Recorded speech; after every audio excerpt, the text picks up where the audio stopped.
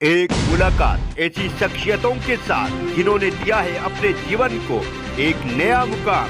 रूबरू कराएंगे ऐसी कुछ हस्तियों के साथ एक खास शख्सियत के साथ मुलाकात जयदेव पटेल के साथ नंबर 1 इंडिया न्यूज पर। नमस्कार व्यूअर्स, मैं हूं जयदेव पटेल और आप देख रहे हैं नंबर 1 इंडिया न्यूज। आपका एक बार फिर स्वागत है एक खास शख्सियत के साथ मुलाकात प्रोग्राम में। आज हमारे साथ खास मेहमान है दिल्ली के पूर्व मुख्य सचिव उमेश सहगल। उमेश जी, आपका बहुत बहुत स्वागत आज हमारे प्रोग्राम में। नमस्कार जी उमेश जी, आपसे हमारा पहला सवाल है कि दिल्ली को कूड़ा कैपिटल बनाने का जिम्मेदार कौन है? कौन ये बात समझे कि किसकी जिम्मेदारी हो कि उनकी वजह से, उनकी खामियों की वजह से ऐसा हुआ है?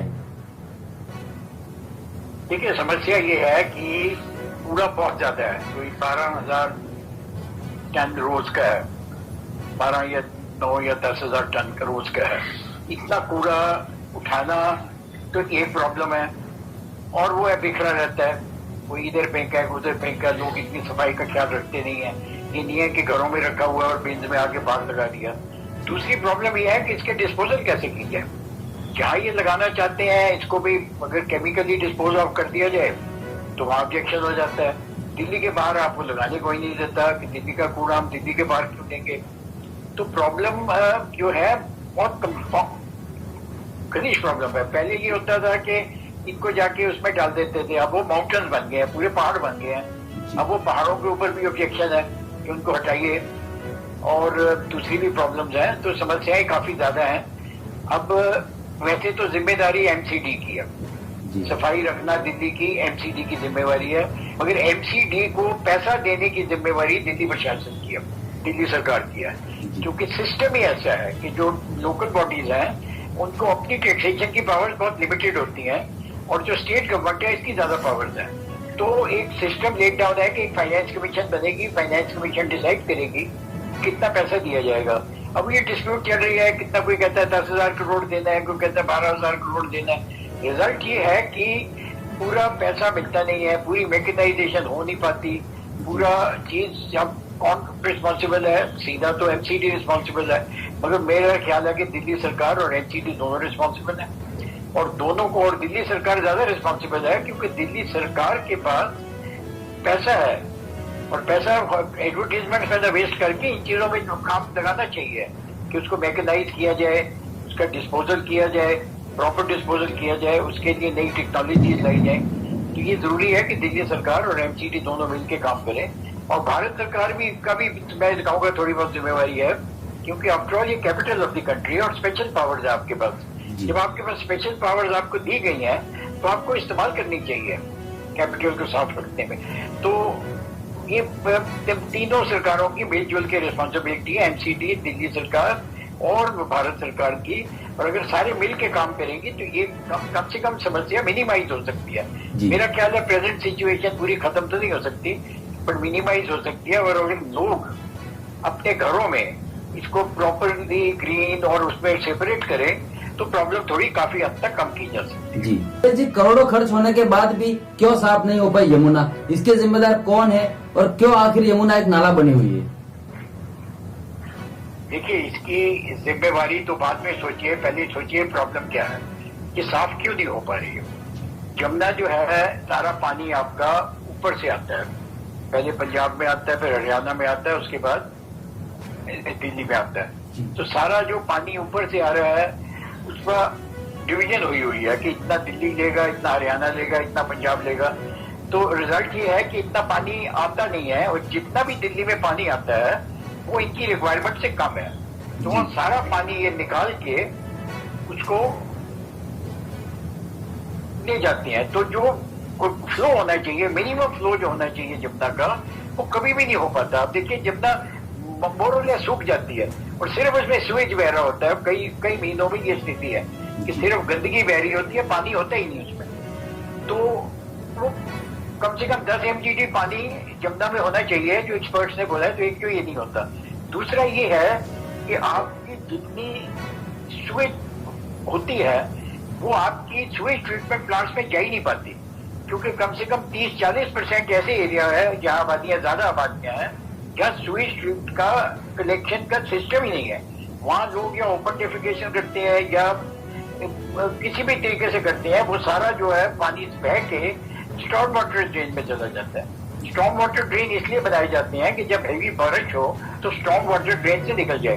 तो जब बारिश नहीं हो रही होती तो स्टॉर्म वाटर ड्रेन को खाली होना चाहिए।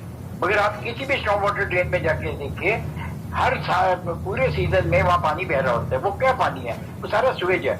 वो सीवेज जो है, स्पेशली नजफगढ़ नाला है, अब उसमें इतनी सीवेज है नजफगढ़ नाला में कि आप जाके देखोगे तो ऐसे लगता है मैं इसको मैं चल के जा सकता हूँ। तो जैसे ही नजफगढ़ नाला दिल्ली में आता है और बाकी नाले वहां जाके मिलते हैं तो एकदम सीवेज ही वहां पहुंच जाती है, वो ट्रीटमेंट प्लांट के थ्रू जा ही नहीं पाती।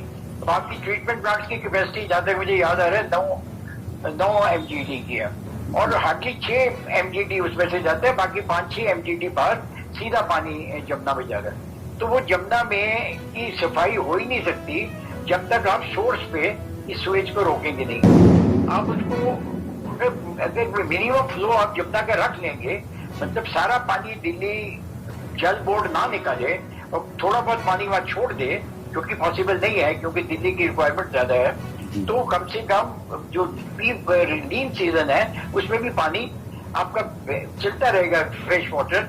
तो जो सीवेज है उसको थोड़ा वो कम हो जाएगी। मगर बेसिक प्रॉब्लम ये है कि आपकी जो अनऑथराइज्ड कॉलोनीज हैं और जहाँ सीवेज ट्रीटमेंट नहीं होती वहाँ सीवेज प्लांट्स ट्रीटमेंट की जाए और सारा का सारा पानी सीवेज ट्रीटमेंट प्लांट्स के थ्रू आए जमुना में, तब तो ठीक है। अदरवाइज ये प्रॉब्लम सॉल्व नहीं होगी। जितना भी आप इंश्योरेंस देते रहिए, जितने करोड़ों रुपए खर्च करते रहिए, प्रॉब्लम सॉल्व नहीं होगी। जी उमेश जी, क्या इतनी विकट समस्या है या राजनीति जिस तरीके से इसकी उपेक्षा होती रही है इस वजह से दिल्ली की हालत आज ही हो गई है? उपेक्षा तो ये होती रही है कि आपने अनऑथराइज्ड कॉलोनीज बनने दी हैं। आपने जो प्लान डेवलपमेंट थी वो दिल्ली की खत्म कर दिया, हो ही नहीं पाई। जो थोड़ी बहुत प्लान कॉलोनीज है वो है, बाकी आप देखिए अनऑथराइज्ड कॉलोनीज है 1700 या पता नहीं 1800, उसके बाहर भी आपके स्लम्स हैं और बहुत सारे ऐसे एरियाज हैं जहाँ आपकी सीवेज की फैसिलिटी है ही नहीं। तो आपको ऐसी स्थिति में आप क्या कर सकते हैं, आप ये मुझे बताइए। तो इस प्रॉब्लम को एक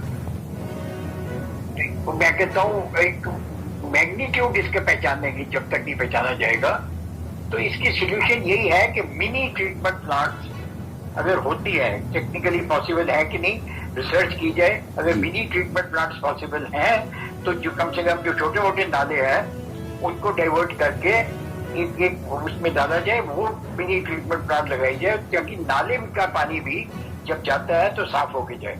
जब बारिशें आती हैं फिर कोई बात नहीं, फिर तो आपका बारिश का पानी सारा बहा के ले जाता है उसको।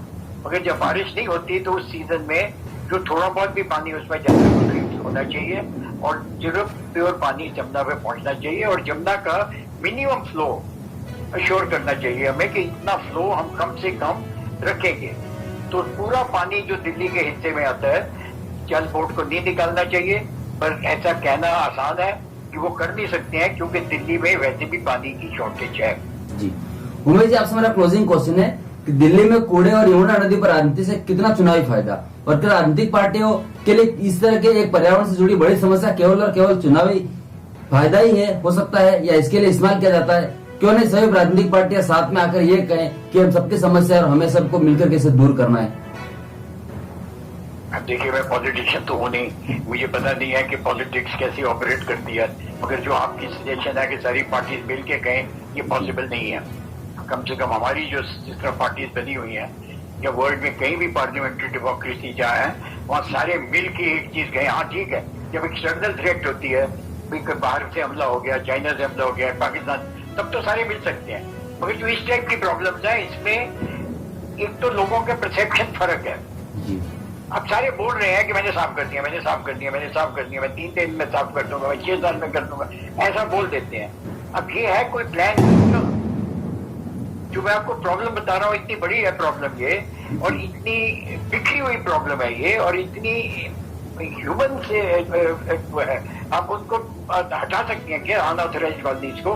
आप ऐसे स्लम्स को हटा सकते हैं जहाँ लोग वैसे ही बैठे हुए हैं। जहाँ कंस्ट्रक्शन हो रही है वहाँ लोगों ने कंस्ट्रक्शन में जो बैठे हुए हैं मजदूर और वहीं पे वो कर रहे हैं, तो उनको आप हटा सकते हैं क्या?